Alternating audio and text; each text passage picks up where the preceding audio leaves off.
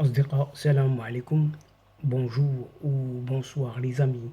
J'espère que vous allez bien partout où vous vous trouvez et dans les meilleures circonstances et autres situations bien sûr. Bienvenue sur votre chaîne Bled de Maghrébia qui attend comme toujours vos encouragements. Merci pour vos gentils commentaires, pour vos gentils précieux conseils et pour vos compliments. Mais abonnez-vous pour rester tout simplement informé des dernières nouvelles. الأصدقاء نتمنى تكونوا بخير وعلى خير أينما كنتم. أهلا بكم ومرحبا بكم في قناتكم. Cette séquence vidéo vous propose la présente chronique qui se penche cette fois-ci sur ce fameux protocole de pêche dont le Maroc pose ses conditions pour son renouvellement. Et on va savoir si c'est oui ou si c'est non. En effet, à 5 jours seulement de l'expiration de ce protocole de pêche entre le Maroc et l'Union européenne, le chef de la diplomatie marocaine a posé purement et simplement les conditions du royaume marocain pour un éventuel renouvellement. Le ministre marocain des Affaires étrangères, de la coopération africaine et des Marocains résidant à l'étranger, Nasser Bourita, a apporté quelques précisions, quelques éclaircissements sur le protocole de pêche entre le Maroc et l'Union européenne. Il dit, il faut préciser que l'accord a une durée indéterminée. En revanche, c'est le protocole conclu pour 4 années de 2019 à 2023 qui arrivera à échéance le 17 juillet prochain. Et c'est une expiration programmée et non forcée. Une expiration actée et acceptée par les deux parties, Maroc et Union européenne, lors de la signature. C'est ce qu'a affirmé tout simplement ce mardi à Rabat le chef de la diplomatie marocaine lors d'un point de presse tenu après la 3e réunion ministérielle de ce fameux PEAA, processus des États africains atlantiques.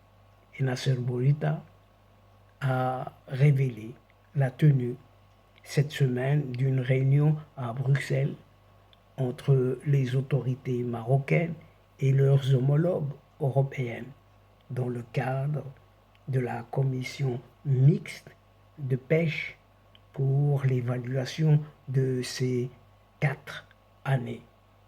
Le ministre a souligné que le Maroc considère que la mise en œuvre du protocole s'est faite de manière satisfaisante et que la coopération dans ce secteur a été positive. Cette fois-ci, le ministre espagnol de l'Agriculture, Luis Palance, a annoncé lundi dernier qu'être entretenu ces derniers jours avec son homologue marocain, Mohamed Siddiqui. Nous allons demander à la Commission européenne de continuer avec le Royaume du Maroc la technique d'évaluation de l'accord afin que les négociations reprennent au plus vite et qu'un nouveau protocole soit conclu.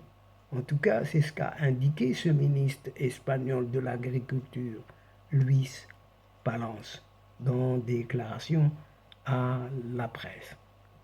Le ministre marocain des Affaires étrangères, Nasser Bourita, a pour sa part abordé l'après 17 juillet prochain. Il y a une réflexion au sein du gouvernement marocain par rapport à cet axe de coopération avec l'Union européenne. Cette réflexion tient compte de 3 paramètres, a souligné Nasser Bourita. Le premier est d'ordre doctrinaire, entre guillemets, c'est ce qu'a précisé le chef de la diplomatie marocaine. Le Maroc d'aujourd'hui n'est pas dans ce style de partenariat, ressources naturelles contre appui financier, et d'expliquer que le pays souhaite des partenariats avec une valeur ajoutée plus claire. Et Nasser Bourita estime que ce schéma de partenariat n'est plus adapté à la vision du Maroc et de son interaction avec ses partenaires, qu'ils soient bilatéraux, régionaux ou multilatéraux. Et dans ce sens, le royaume marocain souhaite des partenariats plus avancés, où la valeur ajoutée marocaine est plus forte, plutôt que venez, pêcher, donner de l'argent et partez. Point. Ce n'est pas le schéma auquel aspire le royaume marocain. C'est ce qu'a insisté Nasser Bourita. Le ministre marocain des Affaires étrangères a enchaîné en rappelant que Rabat avait mis en place un certain programme allié ETIS. C'est une vision qui porte sur le développement du secteur et les attentes des opérateurs. Et en même temps, cette vision impose des adaptations dans l'interaction avec tous les partenaires. C'est ce qu'a souligné Nasser Bourita. Et de conclure en abordant le troisième paramètre que le gouvernement marocain intègre dans son évaluation de la coopération avec la partie européenne.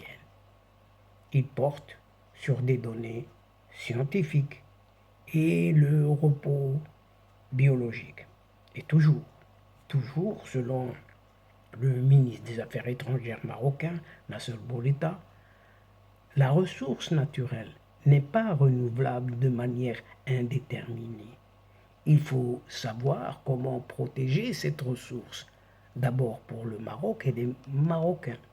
Et sur la base de ces 3 paramètres, que le Maroc décidera, en concertation avec ses partenaires européens, de l'avenir du protocole de pêche. Oui ou non? Et l'interrogation reste posée. Quant à la Commission européenne, elle attend de connaître la nature du verdict.